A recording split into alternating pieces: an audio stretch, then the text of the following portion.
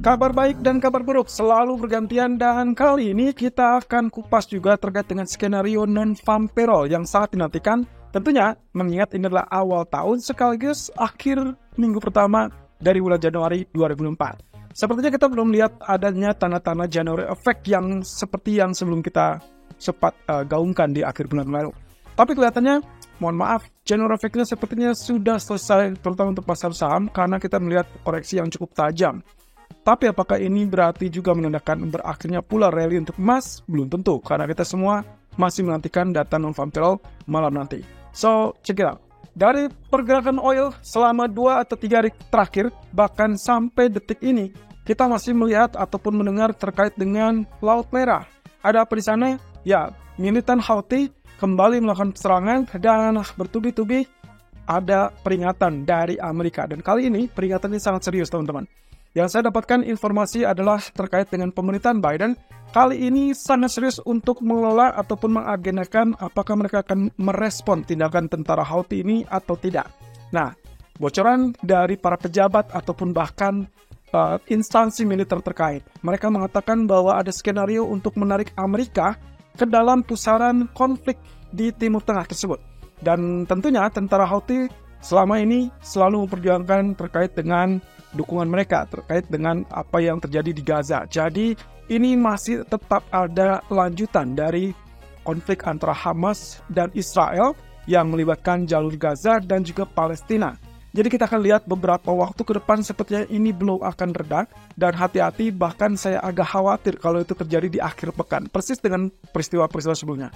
Tapi jangan khawatir, satu hal yang pasti, kalaupun misalkan ini dijadikan potensi konflik ataupun serangan lebih lanjut, maka yang kita harapkan adalah tidak terjadi perang besar alias perang dunia ketiga seperti yang disoundingkan atau disuarakan oleh Kementerian Militer dari Israel. Nah, hal ini akan sangat penting, teman-teman, seperti yang diingatkan juga oleh Goldman Sachs, karena konflik yang berlarut-larut dan akhirnya menghalangi pasokan ataupun suplai minyak dunia di Selat Hormuz, itu akan mengakibatkan potensi kenaikan harga minyak bombastis. Bahkan mereka meramalkan kemungkinan bisa saja naik 2 kali lipat. Oke, katakanlah mungkin sekarang berada di level $70 atau bahkan lebih tepatnya $72. Ada kemungkinan potensinya kita akan melihat angka 85 atau bahkan menyentuh $90. Tapi saya sih tidak yakin dalam waktu dekat. Tapi jaga-jaga, kalau itu yang terjadi, konflik yang sangat cepat kemungkinan akan meluas, dan yang dikhawatirkan adalah lagi-lagi Iran versus Amerika, karena tentara Houthi sendiri di backing ataupun di backup oleh Iran, dan itu ya kecurigaan kami. Kalau misalkan ini terjadi pecah perang, maka Iran versus Amerika, dengan Amerika yang menyerang ataupun akan melakukan aksi serangan balik kepada tentara Houthi, Iran di sana akan berperan untuk menghalangi pasokan minyak di Selat Hormuz. Laut Merah, Selat Hormuz. Jadi kalau misalkan kita lihat di sini, ada 2 kendala. Pasokan di Selat ataupun di Laut Merah sudah jelas-jelas kapal tanker Amerika terpaksa memutar balik dan mencari jalur lain untuk mengakses ataupun mendorong suplai tersebut. Tapi kalau Selat Hormuz yang akhirnya ditutup oleh Iran, maka itu yang akan menjadi potensi kenaikan harga minyak yang tidak tertahankan. Persis dengan apa yang dikatakan oleh Goldman Sachs. Jadi hati-hati di akhir pekan. Nah, sementara itu, bagaimana dampaknya dengan safe haven? Safe haven tentunya seperti biasa. Emas biasanya terdorong naik. Dan kaitannya dengan safe haven, jangan juga singkirkan mata Anda kepada US dollar. Karena US dollar dan emas biasanya bergerak beriringan searah, karena mereka berdua sifatnya adalah sebagai safe haven. Dan itu akan berarti memakan korban, atau dalam artian korban tidak sebetulnya, itu adalah USD Japanese Yen yang akan mengalami penurunan. Karena Japanese Yen akan juga bersifat sebagai safe haven. Very interesting. Tapi yang jelas, kalau memang konflik ini meluas di akhir pekan, maka setelah data non-farm payroll, hati-hati dengan potensi konflik tersebut. Yang tak kalah menarik lagi, dari semenanjung Korea, ada perang saudara, ada konflik yang tidak berkesudahan juga terkait dengan Korea Selatan versus Korea Utara. Kali ini kelihatannya agak serius. Setelah 2 minggu yang lalu kita sempat mendapatkan kabar bahwa Kim Jong-un sempat mengancam bahwa mereka akan melakukan serangan di Selat Korea. Ternyata hal tersebut betul-betul dilakukan, dan kali ini menyerang ke sisi perbatasan utara antara Korea Utara dengan Korea Selatan. Dan itu sebabnya militer Korea Selatan memerintahkan evakuasi untuk warga sipil yang berada di kepulauan terdekat. Nah, cuman memang positifnya adalah mereka tidak melihat ada rudal yang masuk ataupun mendarat di kepulauan tersebut, melainkan berada di perbatasannya. Tapi tetap saja, ini juga berpotensi menggiring kepada konflik yang tidak berkesudahan. Dan siapa korbannya? Korbannya adalah negara yang di tengah-tengah atau yang cukup berdekatan, yaitu Jepang. Dan perhatikan dengan pergerakan saham Nikkei, karena secara tidak diduga dia juga terkoreksi turun akibat konflik ini. Selain KOSPI tentunya sebagai saham lokal dari Korea Selatan, tentunya juga mata uang won dan juga terkait dengan Jepang, yaitu indeks saham Nikkei. Jadi kalau misalkan konflik ini tidak berkesudahan, kita mungkin akan melihat potensi penurunan di pasar Nikkei. Ya, kemungkinan itu yang akan menjadi, ya kita sebut saja mungkin efek sampingnya. Cuman dalam hal ini, kemungkinan potensi terlibatnya Amerika juga bisa saja terjadi. Tapi mungkin Amerika saat ini sedang sibuk dengan Laut Merah. Tapi kita tidak tahu. Yang terpenting adalah saya tidak berharap akan terjadinya perang tersebut. Ekonomi kalender hari ini, fokus utama semua tertuju kepada data non-farm payroll Amerika. Tapi seperti yang terlihat, di jam 5 sore kita akan mendapatkan data ataupun laporan CPI dari zona Eropa. Singkatnya adalah kalau kita lihat data inflasi tersebut mengalami penurunan, maka kita akan lihat mungkin ekspektasi untuk kenaikan suku bunga dari ECB di pertemuan mendatang agak redup. Dan itu berarti tidak ada alasan sebetulnya untuk melakukan kenaikan suku bunga kembali, seperti yang digaungkan oleh para pejabat ECB dan juga termasuk Presiden ECB, Christine Lagarde.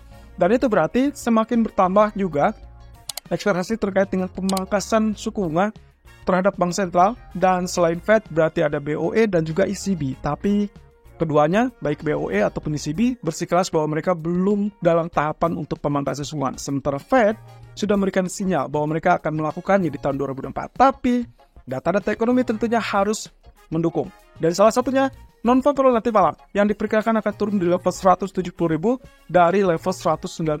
Tapi catatannya teman-teman, selama kita dapatkan datanya hanya berkisar 170 sampai 190-an, kemungkinan pergerakannya tidak akan terlalu mulus, alias akan volatilitinya akan relatif bolak-balik.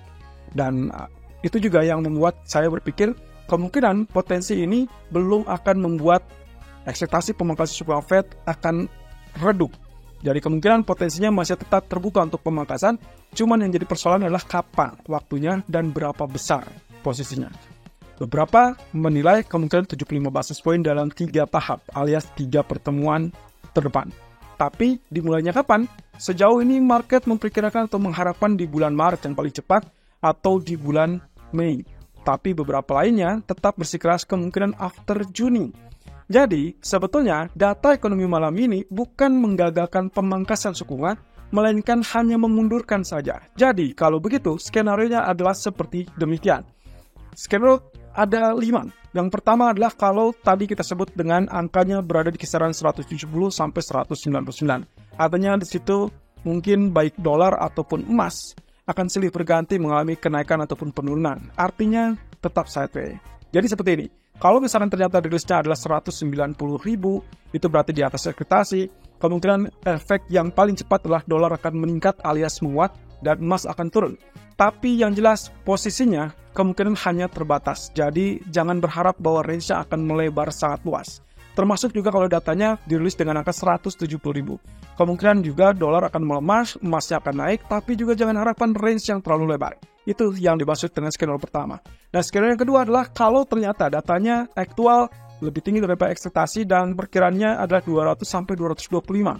Kalau angka ini di atas 200.000, artinya di atas previous, artinya di atas bulan lalu, kemungkinan dolar akan menguat 2 level ke atas alias 2 resisten ke atas. Artinya ya cukup lebar lah ya untuk respon atau reaksi market saat data dirilis. Dan itu berarti emas kemungkinan akan turun dan saya rasa support level 2030 atau bahkan 2028 bisa saja ditembus.